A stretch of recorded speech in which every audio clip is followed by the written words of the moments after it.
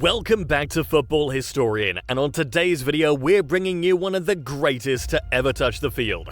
It's a story of triumph over adversity for a player who was almost rejected for being too small due to a problem he couldn't control. From living in poverty to being one of the wealthiest sportsmen in the world, this is the story of how Lionel Messi went from being a poor boy to being one of the greatest of all time. Lionel Messi was born in Rosario, Argentina on the 24th of June 1987. Rosario has been the birthplace of a lot of famous footballing figures over the years, including Angel Di Maria, Mauro Icardi, and Marcelo Bielsa. People live and breathe football in Argentina, and Rosario has been home to plenty with a passion for the game. Messi's father Jorge was a simple factory worker, grinding to provide for his family while his mother Celia worked in manufacturing. Messi was exposed to football from an early age, as Jorge was a football coach. Times were tough, with Messi growing up during an era of economic difficulty for the country and his region. His hardworking family did their best, but sometimes struggled to get food on the table, and Messi's growing passion for football was also challenging. Simple things like boots, balls and kit cost money, and sometimes little Leo had to make do with worn-out boots. But this kid loved football, and his parents continued to encourage him. In fact, Jorge was Messi's first coach, bringing him into the team he was looking after, called Grandioli, when Messi was just 4 years old. There was something special about this kid, the way he could move, control the ball, and his passion for the game. Messi then moved on to a footballing institution in Argentina, Newell's Old Boys, the club he supported as a kid. There, he continued his development, but as he got older, the kids around him did too. They got bigger and bigger, but there was a problem. Messi seemed to stop growing. So many young footballers face challenges to overcome, but what if you're not big enough? Messi began to worry his coaches and his father. He might have been skillful, but the physical differences could have been too much to overcome, even for a nation with so many famous diminutive players. Did Messi just not eat enough spinach? No, the problem was medical. He had a growth hormone deficiency.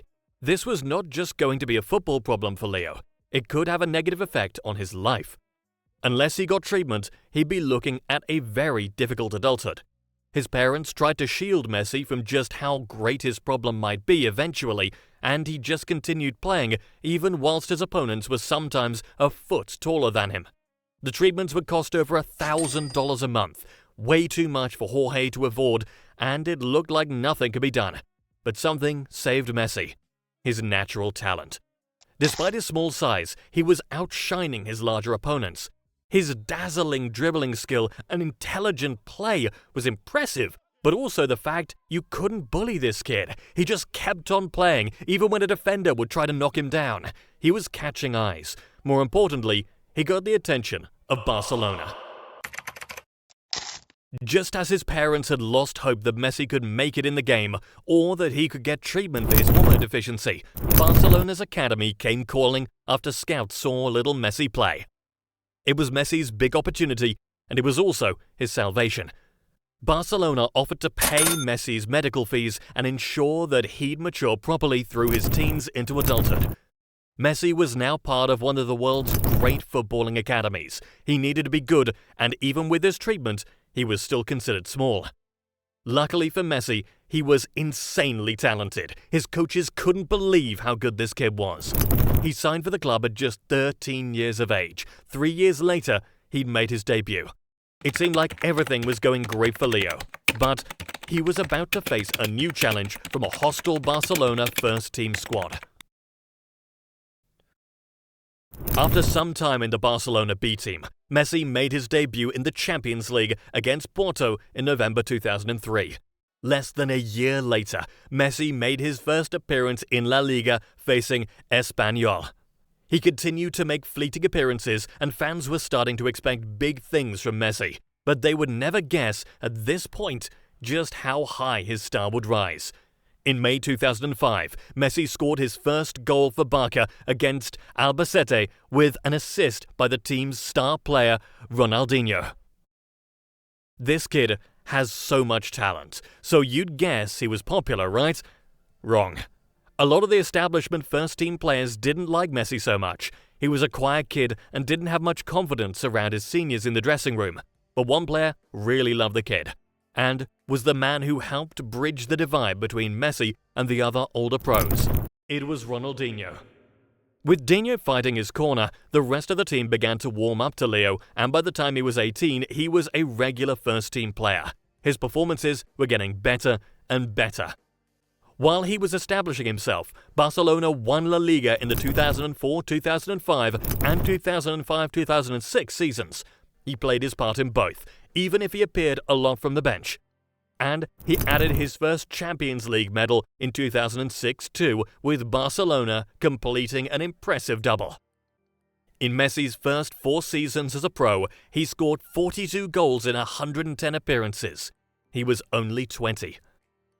Messi was becoming more essential to the team. After 2 years without winning La Liga, Messi had his first truly dominating season. It was clear now that this was all about Leo. Ronaldinho left in the summer of 2008. Messi was the future of Barcelona FC. His dazzling skill, goals and assists helped Barcelona to win a treble at the end of the 2008-2009 season. It was the start of Messi destroying the league's defenders with the kind of natural ability not seen since Diego Maradona. He'd already chalked off the major trophies for Barcelona, and in 2009, Messi added a prestigious individual award to his already impressive trophy cabinet, the Ballon d'Or. It's the biggest award of football, celebrating the best player across the European leagues each year. Messi's award was well-deserved and the first of his impressive haul, winning it a record 8 times. Every iconic footballing magician needs a rival to keep them on their toes too. Naturally, Barcelona's biggest rival in La Liga is Real Madrid, and it was always likely that Messi's nemesis would be one of Real's Galacticos. The man to try and rival Messi for trophies and goal-scoring exploits was Cristiano Ronaldo, who moved to Real from Manchester United in 2009. Until Ronaldo left La Liga in 2018, the Messi vs Ronaldo battle was the showpiece of Spanish football. With rare exceptions, either Real or Barca won the league and Messi or Ronaldo would take the Golden Boot. It wasn't just that these two were great, they were the most important players in their team and clearly 2 of the best ever. In fact, from 2008 until 2023, only 2 players beside Ronaldo and Messi have won the Ballon d'Or: Karim Benzema and Luka Modric, with 1 win each. Ronaldo won it 5 times, compared with Messi's 8 wins. In 2016, though, Ronaldo got something that even Messi hadn't had: international glory when Portugal won the Euros. Messi was Barcelona's superstar, up until reluctantly leaving for PSG when the club's financial issues meant they could no longer afford to meet the wages Messi required. His time at PSG was difficult as he struggled to settle into a team with Neymar and Mbappe, where Messi wasn't the clear big dog.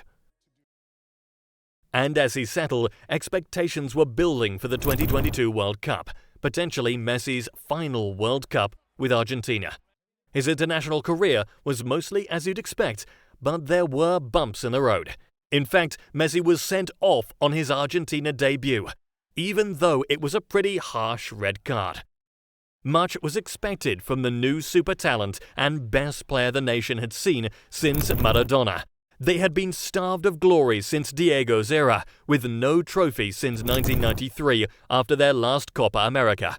Messi and Argentina reached the 2014 World Cup final as favourites to win. With the pressure on his shoulders, Argentina couldn't break down a tough Germany team, and Messi was missing chances he'd usually score for fun with Barcelona. They lost, and it felt like a chance wasted for Argentina. Years went on, and it felt like Messi was cursed with Argentina. That is, until 2021, in the Copa America. Argentina managed an impressive victory for a 34-year-old Messi, defeating Brazil in the final. But there was something Messi still desperately wanted: a trophy that would put him alongside icons like Pelé and his hero, Diego Maradona. He wanted a World Cup winner's medal. In the 2022 Qatar World Cup, Messi got his wish, but after a terrible start, losing to Saudi Arabia, fans probably thought they'd miss out again. This World Cup was billed as the last chance for Messi or Ronaldo to win the trophy. Portugal were awful though, and were eliminated early in the knockouts. Argentina, with a team that mixed aging players with rising talent, made it to the final. The final was billed as Messi versus Mbappe, and it was an epic final too. By the end of extra time, it was 3-3. Messi had 2 goals and Mbappe had scored 3. Messi and his team won the penalty shootout and got their star man his long-awaited World Cup victory. Messi had won everything in the game. And with that victory, he's also finally settled the Messi versus Ronaldo debate. That World Cup victory, as his country's talisman, gave him the edge over CR7. Shortly after, Messi moved from PSG to Inter Miami, the MLS side owned by none other than David Beckham. His trophy cabinet wasn't closing up either. In 2024, Messi made it 3 trophies out of 3 for Argentina when they won another Copa America. Messi was emotional after, in tears, maybe thinking it was his last tournament with Argentina. Can Messi make it to one more tournament with La Albiceleste?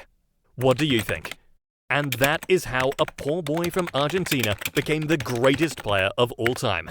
Like this video? Please give us a like and hit that subscribe button, and be sure to join Football Historian on our next video.